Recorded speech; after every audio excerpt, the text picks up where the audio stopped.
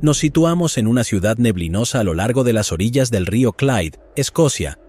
Por un lado, hay edificios históricos de piedra arenisca en calles tranquilas y frondosas, y por otro lado, altos edificios deteriorados marcados por los efectos del declive económico. Bienvenidos a la Escocia de los años 60, para ser específicos, Glasgow. Una ciudad dividida entre la gloria de su pasado en la construcción naval y la miseria de su condición contemporánea. Esta joya imperial británica había perdido su brillo después de pasar por una etapa difícil después de la Segunda Guerra Mundial. Para los últimos días del siglo XX, las drogas, el alcoholismo y el crimen estaban desenfrenados, con pandillas sectarias merodeando las calles por la noche con cuchillos y navajas escondidas en sus cinturones. Pero aparte de ser uno de los lugares más probables para recibir un cabezazo en toda Europa, cariñosamente apodado el Beso de Glasgow, era y sigue siendo uno de los mejores lugares para salir de fiesta también. Después de todo, eran los locos años 60.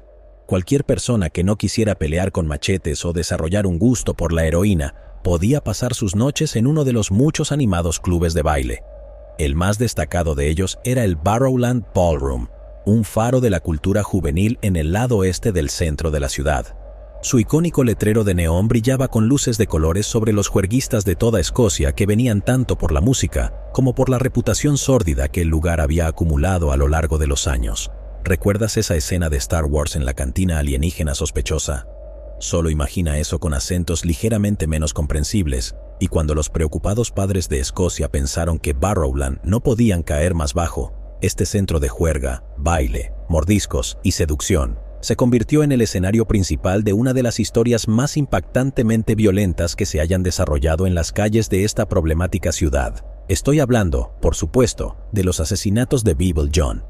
El 22 de febrero de 1968 era un jueves por la noche. Aparentemente una noche de juernes perfecta para aquellos que querían comenzar el fin de semana saliendo a bailar. En el lado sur de la ciudad, una joven enfermera llamada Patricia Docker se estaba preparando para unirse a ellos. El lado sur de Glasgow siempre ha tenido una reputación bastante ruda, así que es bastante apropiado que el vecindario de Patricia se llame literalmente Battlefield, campo de batalla, a pesar de que en realidad es una de las partes más bonitas. Pues aquí estaba, viviendo en Battlefield, en Langside Place, con su madre y su padre, los Wilson, que sin duda la acosaban preguntándole a dónde iba esa noche y con quién. Les dijo que iba al Majestic Ballroom, pero de hecho nunca llegó a entrar por esas puertas en esa fatídica noche.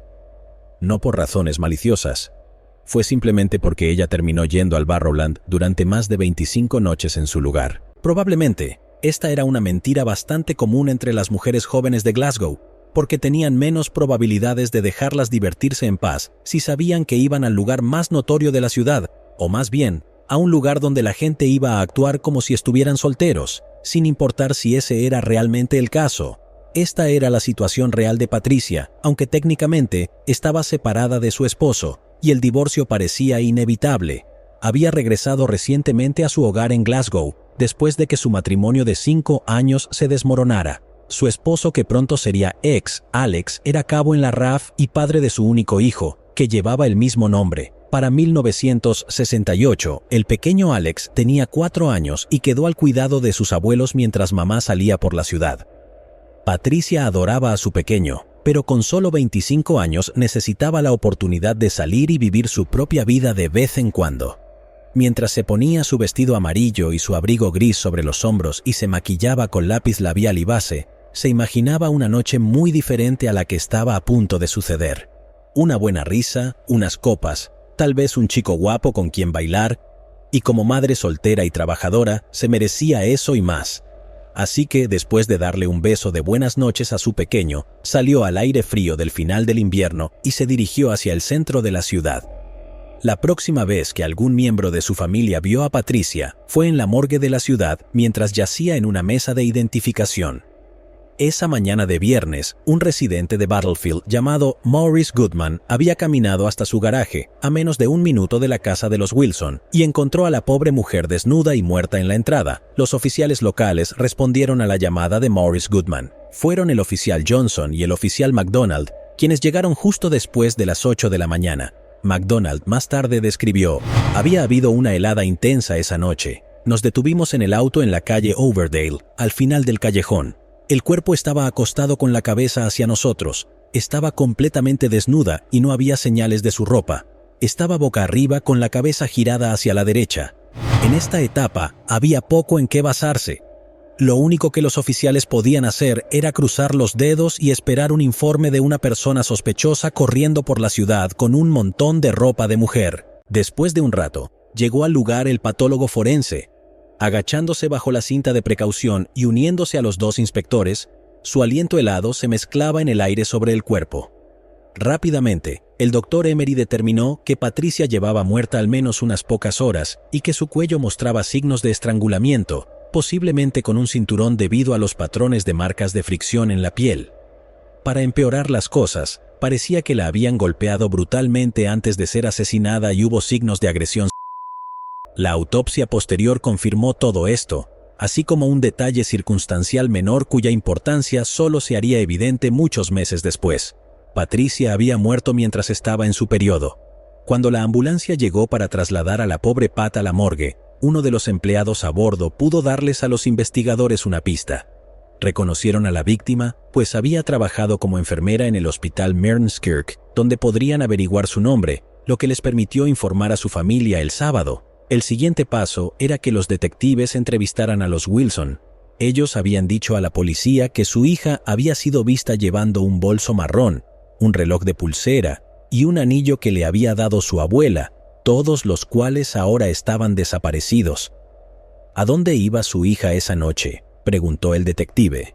Bueno, se dirigía al Majestic, el salón de baile en Hope Street, y con eso la investigación inicial prácticamente se fue al traste. Los detectives entrevistaron a los porteros y al personal en el lugar equivocado, lo cual, como puedes imaginar, no produjo ningún avance importante en el caso. De este modo, la pista se enfrió y el asesinato de esta joven madre se desvaneció en la oscuridad, una historia menor en las páginas de los periódicos llenas de una serie de otros relatos violentos. Hemos hablado brevemente sobre el crimen que azotó Glasgow en ese momento, pero tal vez este sea un buen momento para examinarlo más de cerca. Seguro que los salones de baile tenían una reputación bien merecida de jóvenes luchando por chicas bonitas y manos que se deslizaban bajo las faldas en los rincones, pero al final del día, todo eso probablemente parecería bastante suave en comparación con lo que sucede en las discotecas hoy en día. El verdadero peligro estaba en la calle. Ese era el dominio de los Neds, un término que se popularizó alrededor de la misma época que nuestra historia y se utilizaba para referirse a los hinchas de fútbol de baja categoría y miembros de pandillas callejeras, que no solo estaban divididas por fronteras geográficas, sino también por religión. Con una gran afluencia de inmigrantes irlandeses a lo largo de los siglos XIX y XX, Glasgow tenía una población católica mucho más grande que la mayoría de las ciudades en el históricamente protestante Reino Unido. Si no estás familiarizado con la importancia de los protestantes y los católicos, todo lo que necesitas saber es que hay una historia sangrienta entre los dos que abarca siglos. En Glasgow, esto se manifiesta principalmente en el fútbol, con los llamados equipos del Old Firm, Celtic, el equipo católico y Rangers. Incluso hoy en día, los protestantes fanáticos marchan por las calles celebrando batallas de siglos pasados, y los católicos extremistas entonan himnos de lira en los juegos del Celtic. Pero todo eso es relativamente tranquilo en comparación con la violencia de los años 60. Los Neds, jóvenes desencantados que estaban dispuestos a sacar una navaja a cualquiera que no fuera de la religión correcta, de la pandilla correcta, o incluso solo de un barrio determinado, se sabe que escondían armas pesadas como martillos y hachas en los forros de sus chaquetas. Solo en 1965 hubo más de 850 arrestos por llevar armas como estas. Bueno, sé que para nuestros oyentes estadounidenses que probablemente han visto a personas caminando por Walmart con rifles AR-15, unos cuantos hachas y cuchillos pueden parecer un juego de niños. Pero cuando te enfrentas a docenas de apuñalamientos, cráneos fracturados y dedos cortados cada semana, es algo importante. Quiero decir, Glasgow tenía una tasa de asesinatos más de 2 veces mayor que Londres. Durante gran parte del siglo XX, fue apodada como la capital del asesinato de Europa. Como te puedes imaginar en este tipo de clima, el cuerpo de una mujer joven apareciendo en la entrada de un garaje no fue la mayor sorpresa del mundo. Glasgow es un lugar mucho más agradable en estos días, pero tengo un consejo de viaje seguro si planeas visitar. Si alguien en la calle te pregunta cuál es tu equipo de fútbol favorito, no están tratando de ser tu amigo y lo que sea que hagas, no digas Rangers o Celtic. Eso es una moneda al aire que podría terminar en desastre. El movimiento seguro es decirles que eres fanático del Raith Rovers y seguir tu camino. ¿Nunca has oído hablar de los Raith Rovers? No importa. Nadie ha sido apuñalado por los Raith Rovers tampoco. De todos modos, ahora tienes una mejor idea del escenario para nuestro propio drama real de Tartán Noir. Los detectives principales comenzaron investigando en la dirección equivocada, hasta que descubrieron que la víctima fue al Barrowland. Después de su apelación pública inicial, salieron y parece que el caso estaba destinado a enfriarse como la escarcha en esa mañana de febrero en Battlefield. Es viernes 15 de agosto de 1969. Pagamos nuestra entrada de 4 chelines y entramos al Barrowland. La sala ahumada del gabinete está llena de actividad, cientos de bailarines girando bajo las bolas de discoteca y el sonido de la banda. Los afortunados acurrucados a los lados. Allí es donde estamos parados ahora, con la espalda contra la pared, pero no estamos acurrucados, en cambio, sostenemos nuestras bebidas contra el pecho y tratamos de reunir el coraje para invitar a alguien a bailar, sintiendo como si estuviéramos en la universidad otra vez. Así que escaneamos el lugar buscando un candidato adecuado, tratando de evitar el contacto visual con cualquiera que busque pelea. Ayudaría si pudiéramos ir a la pista de baile por nuestra cuenta, pero no tengo ni idea de cómo bailar foxtrot. Tú tampoco, ¿verdad? Las últimas canciones comienzan a sonar y aún estamos pegados a la pared, empezando a sentirnos como los niños que son elegidos los últimos en algún partido de educación física. Es entonces cuando vemos a una mujer parada cerca, recién salida de la pista de baile. Es bonita, parece estar a fines de los 20 o principios de los 30, vestida de blanco con cabello castaño ondulado hasta los hombros.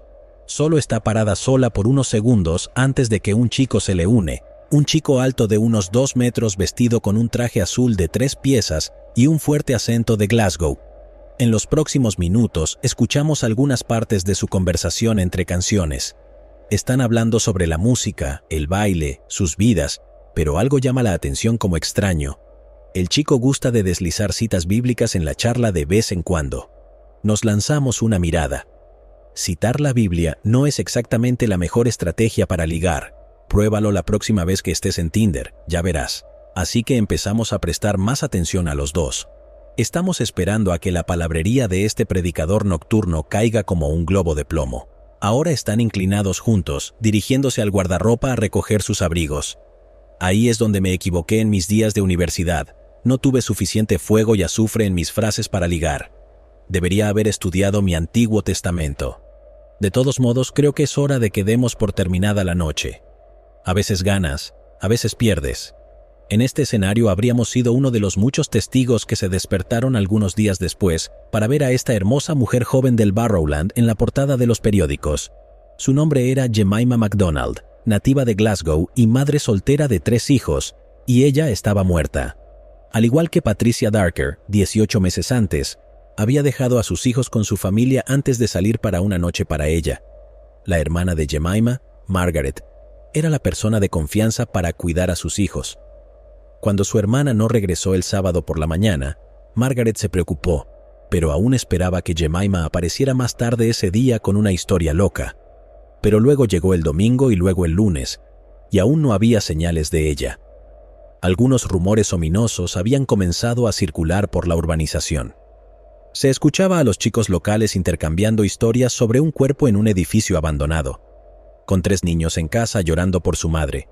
Estos rumores solo alimentaron la ansiedad de Margaret. Tanto es así que el lunes por la mañana decidió investigar ella misma. Caminando por el pasillo del antiguo edificio en ruinas, pisando vidrios rotos y colillas de cigarrillos, encontró exactamente lo que temía. Su hermana yacía en el medio de una de las habitaciones, solo otro objeto desechado en este lugar baldío y abandonado. Jemima estaba claramente muerta, con marcas de golpes y aún vestida, con sus medias tiradas a un lado. El médico forense descubrió que una de ellas había sido usada para estrangularla hasta la muerte, después de una horrible experiencia de golpizas y violación. Tenía solo 32 años. Todo esto plantea la pregunta de por qué diablos esos niños no le contaron a un adulto. Tomó 30 largas horas hacer que la policía llegara al lugar gracias a la actitud despreocupada de esos jóvenes hacia los cadáveres. Si crees que los videojuegos son los culpables de la insensibilización de los jóvenes hacia la violencia, recuerda que pasarían otros 3 años antes del lanzamiento de Pong, que no era violento en absoluto. A pesar de la demora, la policía pudo recopilar una cantidad significativa de pruebas en la escena, incluido ADN de las medias.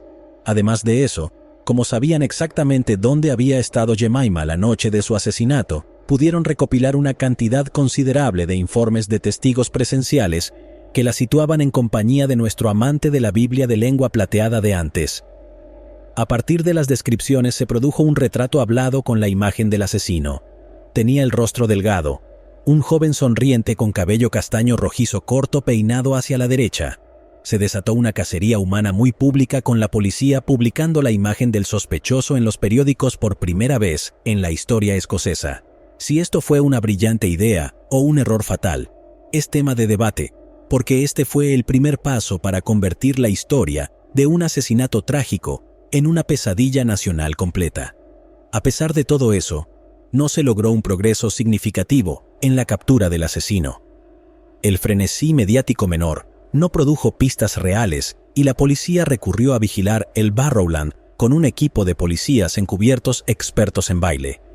Debe haber sido un trabajo bastante extraño, simplemente bailar toda la noche y esperar a que algún tipo se acerque a hablar contigo con su mejor imitación de Noé. Pero fue algo efímero de todos modos.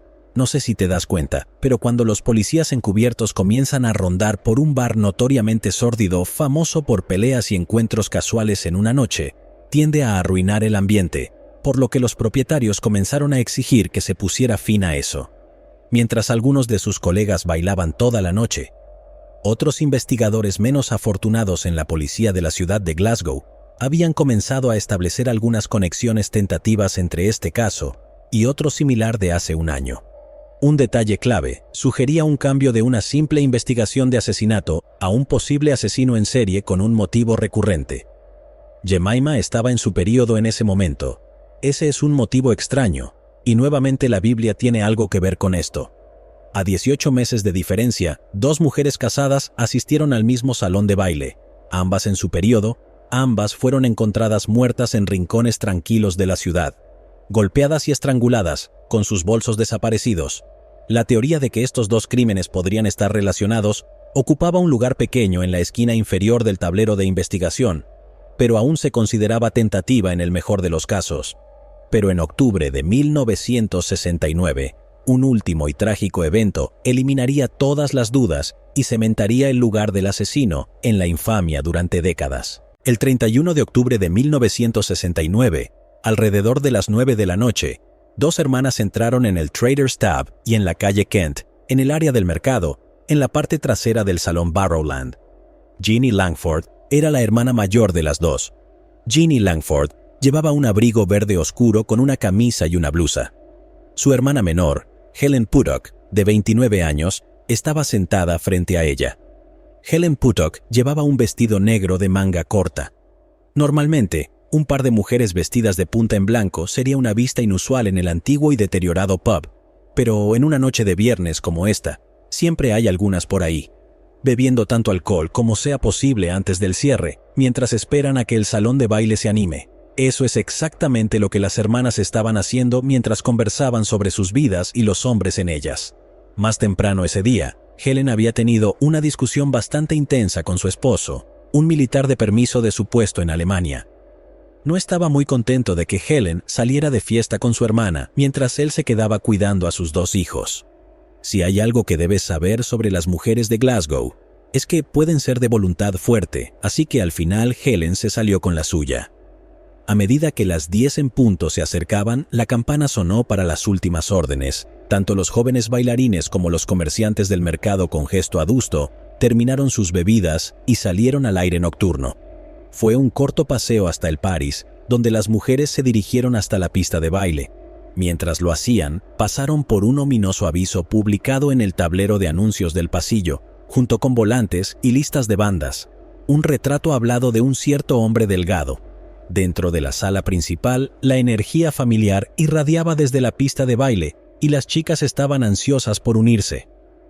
Ginny fue la primera en conseguir un compañero de baile, John de Castle Milk, en el lado sur. No era precisamente el chico más guapo del mundo, pero era lo suficientemente buen conversador y bailarín como para conquistarla hasta la hora de cierre. Helen observaba cómo su hermana desaparecía en la multitud, pero solo estuvo sola durante unos minutos antes de que alguien se acercara a ella. Su chico también se llamaba John, porque aparentemente ese era el único nombre permitido para los hombres de Glasgow nacidos en la década de 1940. Los llamaremos John de Castle Milk y John el Guapo para simplificar. Adivina cuál de ellos es secretamente el psicópata. Cuando la canción terminó, las dos hermanas se encontraron en el costado e introdujeron a sus parejas. John el Guapo estaba increíblemente bien vestido. Llevaba un traje y una camisa bien planchados con el cabello bien peinado. No era el típico soltero de barril en la soltería de Barrowland, eso era seguro. Ginny miró detenidamente a este extraño joven junto a su hermana, lo suficiente como para poder describir su rostro con todo detalle una y otra vez en los días, meses y años venideros. ¿Adivinaste cuál de los Johns es el asesino? Pero si tienes que preguntarte por qué nadie lo adivinó, quiero decir, su rostro estaba literalmente colgado en un cartel de búsqueda en el pasillo, por amor de Dios. Bueno, sí y no, en realidad no era su rostro, no el rostro del hombre que estaba frente a Ginny ahora. El retrato hablado no hacía justicia a su buen aspecto y tez limpia. Su cabello era mucho más rojo de lo descrito anteriormente, y de todos modos, las impresiones estaban en blanco y negro. Debía medir 1.78 metros de altura, porque su boca estaba a la altura de los ojos, revelando dos dientes frontales superpuestos cada vez que hablaba. Cuando llegó la hora de cerrar, el grupo se dirigió hacia la salida, deteniéndose en la máquina de cigarrillos en el camino. Ginny puso su dinero para comprar un paquete, pero la máquina se atascó tragándose su dinero. Esta fue la primera grieta en la calma serenidad del apuesto John. El chico antes tranquilo y refinado se volvió loco. Hizo un espectáculo gritando por un gerente y atacando al personal con una rabia exagerada. En este punto, John de Castle Milk decidió que ya era suficiente. Esta no era una batalla en la que tuviera interés en pelear. Mientras los demás se fueron a hacer cola para un taxi, se despidió y tomó el último autobús a casa, sin volver a ser visto o escuchado nunca más. Mientras tanto, el apuesto John estaba despotricando sobre cómo su padre llamaba a las salas de baile antro de iniquidad, una frase que ya estaba pasada de moda, incluso en la década de 1960. Con las buenas vibraciones comenzando a agriarse, las dos hermanas subieron al taxi mientras este joven elegante sostenía la puerta y luego la seguía dentro. La escena que acabamos de presenciar era la pesadilla exacta imaginada por la madre de las hermanas, también llamada Jean, antes de que salieran por la noche. Les había recordado sobre los asesinatos en los salones de baile, pero Helen solo consolaba a su madre con chistes. ¿Quién intentaría hacerme algo con unas uñas afiladas como estas? Una chica de Glasgow de principio a fin, tenía un espíritu luchador y no le tenía miedo a nadie. Las pruebas en la escena lo confirmaban.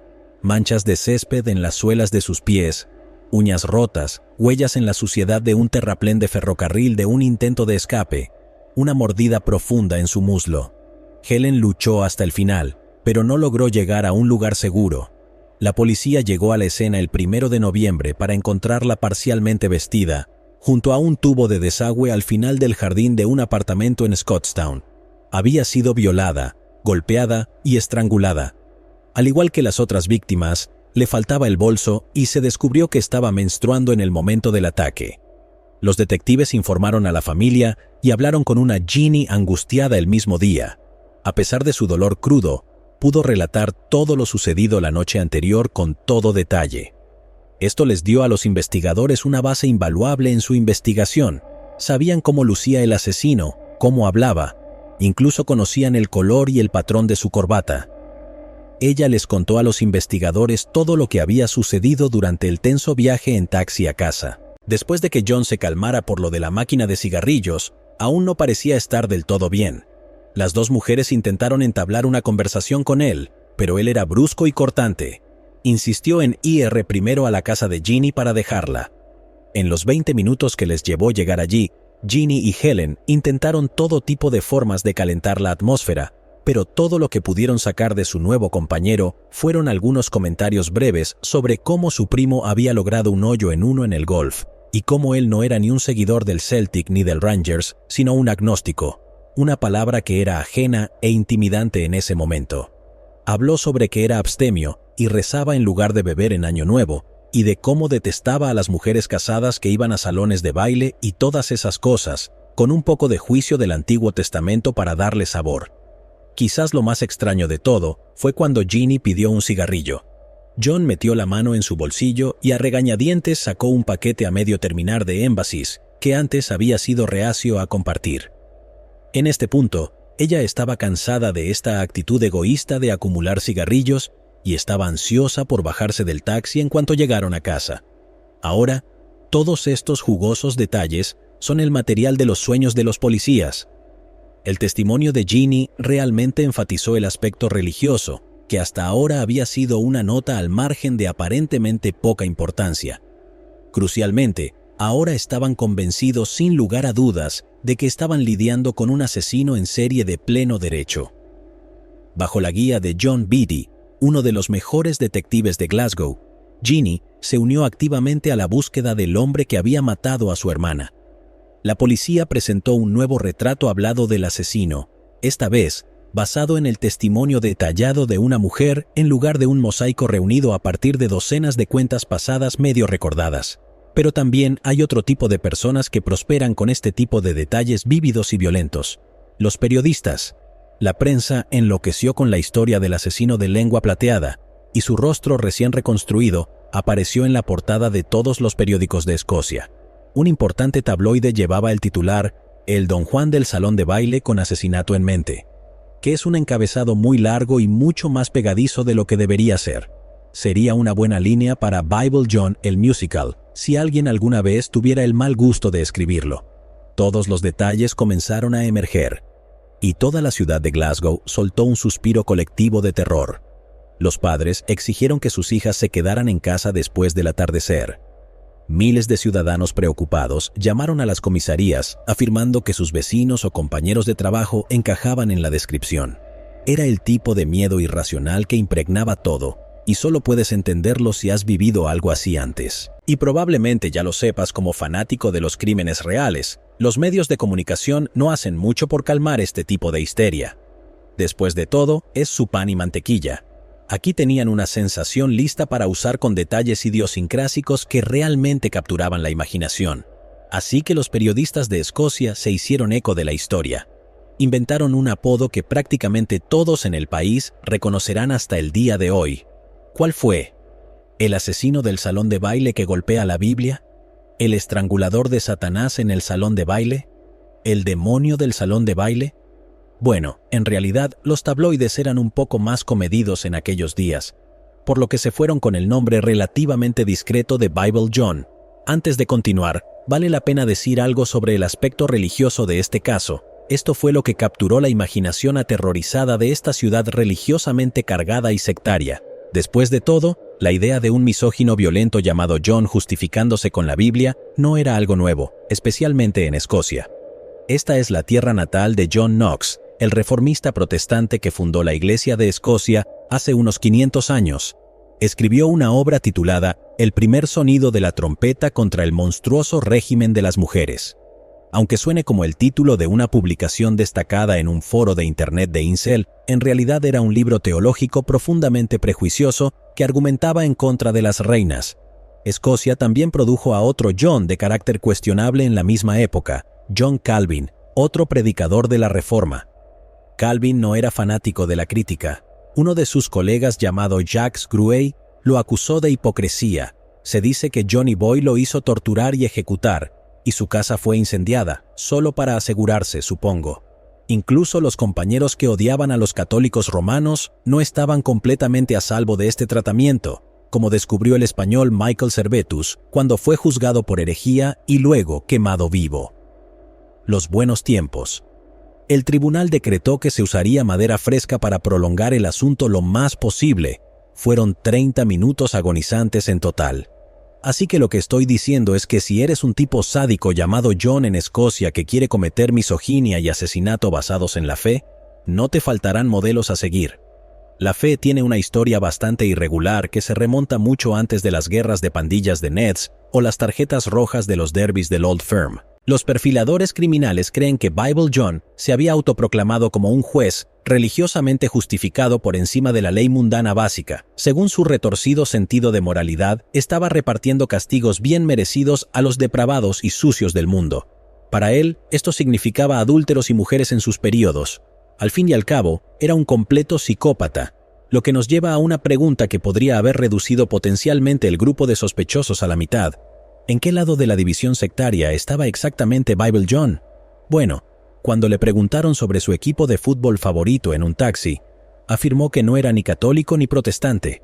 Lástima, ya que Glasgow estaba tan dividida en barrios sectarios que esta información realmente podría haber dirigido la búsqueda.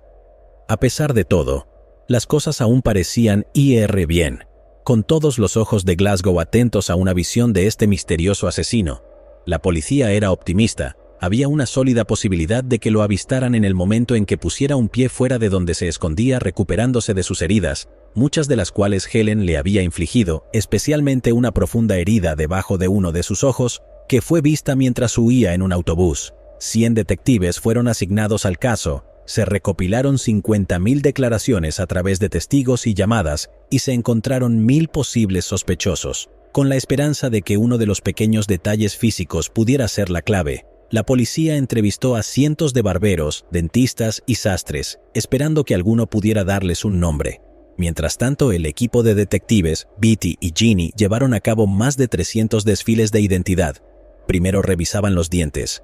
Después ella observaba detenidamente a los hombres y les asignaba una probabilidad del 100, pero nunca experimentó la misma sensación de repulsión al ver el boceto que el artista policial había hecho a partir de su descripción. A medida que pasaban los días y las semanas, los investigadores no lograron identificar a ningún culpable altamente probable. Había demasiadas pistas débiles para manejar, y los agentes incluso recurrieron a psíquicos y espiritistas en un intento de reducir las posibilidades, ya que los archivos se desbordaban y los procedimientos administrativos normales se volvían impotentes para mantenerse al día. Parecía que toda esta expectación podría desvanecerse sin un arresto concluyente, pero la policía tuvo un gran golpe de suerte. Un hombre que se parecía sorprendentemente al boceto de la policía acababa de entrar en una discusión con una joven en el Barrowland. ¡Eureka! El idiota había regresado al escenario de sus crímenes. Los oficiales llegaron para investigar y cuestionaron al hombre afuera. Compararon la foto y la descripción con el individuo frente a ellos. Cabello rojo, verificado. Bien vestido, verificado. Rostro delgado, verificado. Todo parecía coincidir, así que lo detuvieron y lo arrojaron de nuevo al vehículo policial. Pero, espera un momento. Uno de los policías presumiblemente dijo, «Este hombre es inocente». «¿Cómo es eso?», debió haber preguntado su compañero. Los dientes están todos mal. Claramente dice dientes superpuestos. Y los de este tipo son tan rectos como los de una estrella de cine de Hollywood. No puede ser él». «Oh sí, tienes toda la razón. Los dientes no coinciden, así que literalmente no puede ser el culpable, a pesar de que por lo demás se parece totalmente a él y estaba gritándole a una mujer como un maniático. «Lo siento por la molestia, señor. Puede irse». En este momento, Bible John, si realmente era él, debe haber dejado de sudar inmediatamente y tratado de contener su asombro al máximo. Los registros no indican qué les pasó a los oficiales. Cuando la noticia de este gran susto llegó a la comisaría de policía de Strathclyde, le recordó a uno de los oficiales a un individuo similar que había arrestado varios meses antes por pelearse fuera del salón de baile. El hombre había dado un nombre falso y una dirección falsa al principio antes de cambiarlas más tarde. Los oficiales lo habían llevado al hospital para recibir puntos de sutura en su cabeza, donde nuevamente intentó usar su nombre falso y luego escapó por una ventana hacia la noche. A pesar de haber estado potencialmente muy cerca de ser capturado de manera dolorosamente agonizante, parecía que Bible John había terminado de cometer indiscreciones fatales. En medio de una tormenta continua de rumores que abrumaban a los investigadores, la pista se enfrió una vez más. Durante el siguiente año, su gigantesca lista de nombres se redujo a nada. Con eso, Bible John se convirtió casi en una leyenda urbana. un mito que perseguía a toda una generación de asistentes a fiestas, el cual los padres relataban para que sus hijas regresaran temprano de los clubes nocturnos. Estas mismas historias se transmitieron de generación en generación como una advertencia. Un fantasma asesino que perduró en la imaginación de cada padre escocés que alguna vez vio a su hijo salir por la puerta hacia su primera noche en la ciudad. La historia atormentó no solo la imaginación popular, sino también todo el aparato de justicia penal de Escocia, que volvió a enfocar su atención en el caso una y otra vez en las décadas siguientes. Las esperanzas de una resolución ordenada se desvanecieron más y más hasta que pareció un sueño imposible. Pasarían otros 14 años hasta que apareciera alguna pista sustancial, lo cual ocurrió en forma de una llamada telefónica en 1983. El hombre al otro lado de la línea afirmaba que había crecido con Bible John en una zona de Glasgow llamada Cranhill. Los dos habían pasado muchas noches en Barrowland en la década de 1960 y estaba convencido de que su amigo era el infame estrangulador en persona. La policía rastreó al individuo hasta los Países Bajos, pero desafortunadamente no encontraron nada que lo vinculara de manera concluyente a los asesinatos. Esto significa que fue o un malentendido embarazoso o una broma bastante intensa. La próxima vez que necesites reírte, simplemente llama a la policía y diles que tu amigo es el asesino del Zodíaco. No, en realidad, no hagas eso. Es altamente ilegal. La segunda vez que la investigación tomó impulso fue otros 13 años después, en 1996. Siempre ha habido una sospecha de que Bible John podría ser un militar que asesinaba en intervalos cuando regresaba a casa en Glasgow de licencia. Esa es solo una razón por la cual John McInnes, ex guardia escocés, fue de interés para la policía. Años atrás, él había admitido estar en Barrowland la noche del tercer asesinato, pero tuvieron problemas para obtener una confesión de él. En 1996, sin embargo, ya llevaba muerto 16 años después de suicidarse en 1980. En lugar de palabras, la policía tomó muestras de ADN de los restos utilizando técnicas no disponibles en la década de 1960. En una mañana de febrero helada, similar a la que se encontró a la primera víctima de Bible John, excavaron en la tierra con taladros neumáticos y primero sacaron el cuerpo de la madre de McInnes, que estaba enterrada sobre él.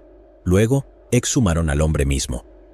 La pequeña muestra de ADN de las medias recolectada en la década de 1960 y congelada para la posteridad se comparó con la nueva muestra de su cuerpo.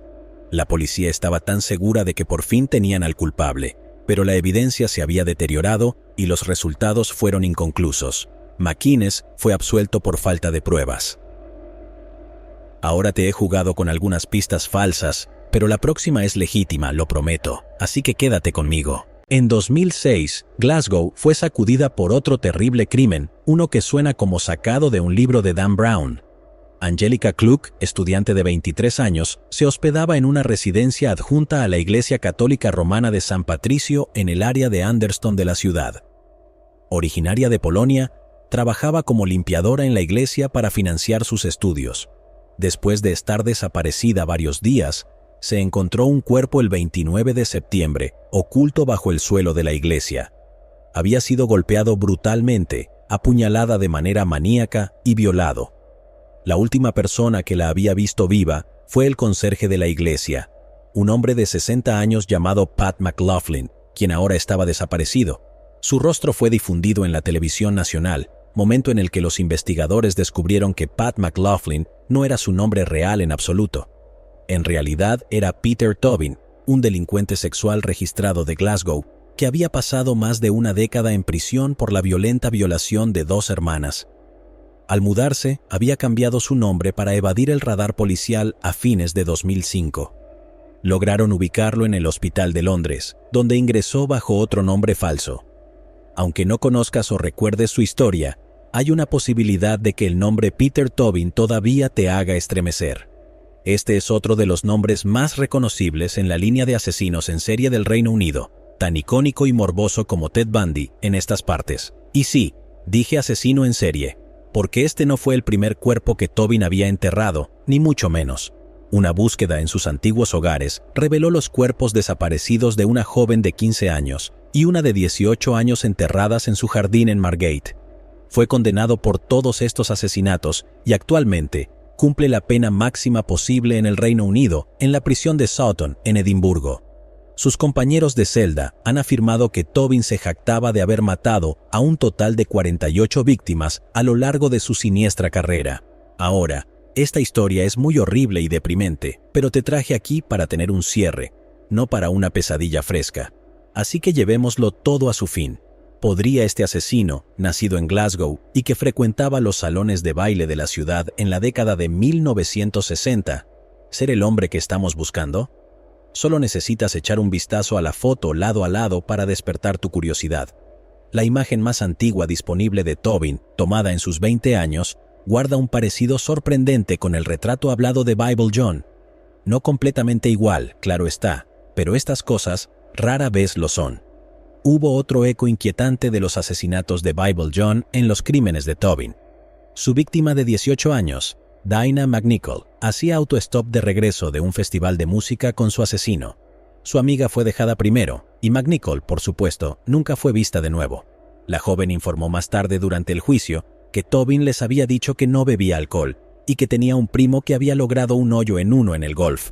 Fue suficiente para llamar la atención del criminólogo profesor David Wilson, uno de los principales expertos del Reino Unido en asesinos en serie y sus motivaciones. Casi exactamente 50 años después del primer asesinato de Bible John, Wilson informó sobre su propia investigación independiente. Como parte de un esfuerzo de 3 años, Wilson viajó a Glasgow y siguió los pasos del asesino, llenando los oscuros callejones de la ciudad con todos los detalles macabros con los que estaba familiarizado. Notó cómo el asesino había manejado cuidadosamente las escenas del crimen para minimizar las pruebas, y estuvo de acuerdo con la policía en que habría necesitado mucho conocimiento local para lograrlo sin testigos. Claramente, había un elemento de orgullo en los asesinatos, pensó, la manera en que había dispuesto los cuerpos sin vergüenza, la manera en que golpeó sus rostros, el hecho de que expresó odio hacia las mujeres casadas que salían en busca de encuentros de una noche. Todo ello sugería un sentido de vindicación, como si sintiera que había infligido el castigo adecuado por los pecados de sus víctimas. Como católico romano, Tobin tenía un claro interés en la religión, y su decisión de esconder el cuerpo de Kluck dentro del suelo de una iglesia real fue probablemente su acto de simbolismo más grande y autocomplaciente. En varias ocasiones a lo largo de su vida, utilizó grupos religiosos como cobertura para esconderse de la policía. Sus actitudes hacia sus romances convencionales también eran muy distorsionadas y abusivas. Las 3 exesposas informaron que al principio era un hombre encantador y elocuente, pero después del matrimonio se volvía un sádico y un violador que las aterrorizaba en sus propios hogares. En particular, su furia era mayor cuando estaban en sus períodos menstruales. Todas estas similitudes son muy intrigantes, pero ¿qué hay de algunas fechas concretas para respaldar la historia? Afortunadamente, estas también encajan perfectamente. Tobin vivió en Shettleston, al este de Glasgow, en 1968, y solía salir de la ciudad por trabajo con regularidad. Sus crímenes posteriores mostraron la costumbre de huir de un área para evitar el escrutinio y la inclinación a vivir bajo nombres falsos para eludir la detección. En 1969 se mudó a Inglaterra y se casó con su primera esposa. ¿Dónde se conocieron? Bueno, eso fue en Barrowland, por supuesto. Y con eso doy por concluido mi caso, o debería decir el caso del profesor Wilson. No puedo llevarme mucho crédito. Cuando le preguntó a un investigador cercano a la investigación posterior a Tobin por qué la policía no estaba lista para hacer pública la evidencia condenatoria, la respuesta básicamente se redujo a la reticencia de volver a abrir ese viejo problema. El fantasma de Bible John está relativamente tranquilo estos días, viviendo principalmente en las mentes de la generación mayor, así que nadie quiere ser el que lo traiga completamente de vuelta a la vida. ¿Es eso negligencia, duda honesta, o tal vez simplemente no hay evidencia física suficiente y concluyente para hacer que el proceso largo valga la pena cuando los fondos de la policía ya están muy ajustados? Tobin mismo no va a ofrecer respuestas, eso es seguro. Ha ignorado cada solicitud de entrevista del profesor Wilson, lo que significa que nuestra historia lamentablemente carece del enfrentamiento climático que seguramente tendría a Hollywood llamando a la puerta. Te dije que te ofrecía un cierre, porque eso es lo que un relato como este clama. Si no podemos tener justicia, si no podemos tener seguridad, exigimos al menos eso, una explicación ordenada que destile un miedo sin forma, una niebla sofocante que puede expandirse para llenar las calles de toda una ciudad en algo incomprensible. De repente, el terror universal de que tus seres queridos sean dañados se reduce a algo más manejable. Una historia sellada con un principio, un medio y un final, una que puedes archivar a un paso de la realidad cotidiana. No siempre hay respuestas ordenadas para dar, sin embargo, en este caso, es porque la idea de que todos los asesinatos de Bible John fueron cometidos por la misma persona no se acepta en absoluto. Algunos investigadores y académicos dicen que la policía fue demasiado rápida al asumir que ese era el caso, y que el primer asesinato podría haber estado totalmente no relacionado, o los dos últimos podrían haber sido asesinatos de imitadores inspirados por él. Cuando los medios de comunicación se apoderan de una historia como esta, es realmente difícil distinguir entre hecho y ficción. Quizás la manía pública de Bible John distorsionó la investigación misma y obligaron a la policía a dar algunas respuestas fáciles que no estaban completamente respaldadas por los hechos. En cualquier caso, esto aún no parece ser un caso cerrado. Está demasiado arraigado en la psique de Escocia como para cerrarse verdaderamente. Así que supongo que lo mejor que podemos sacar de esto es una advertencia de ser precavidos y estar atentos a los Bible Johns que caminan entre nosotros. Sé que nos gusta mirar el lado oscuro del crimen aquí, pero en serio, cuídense ahí afuera. Y si ven a un desconocido una noche que podría estar en problemas, ¿podrían perdonarse si los ven en las noticias al día siguiente? Tengan eso en cuenta y podrían ser héroes en el futuro aquí en Mentes Enfermas. Llegados aquí, ¿acaso no has visto este otro crimen? Yo no me lo perdería,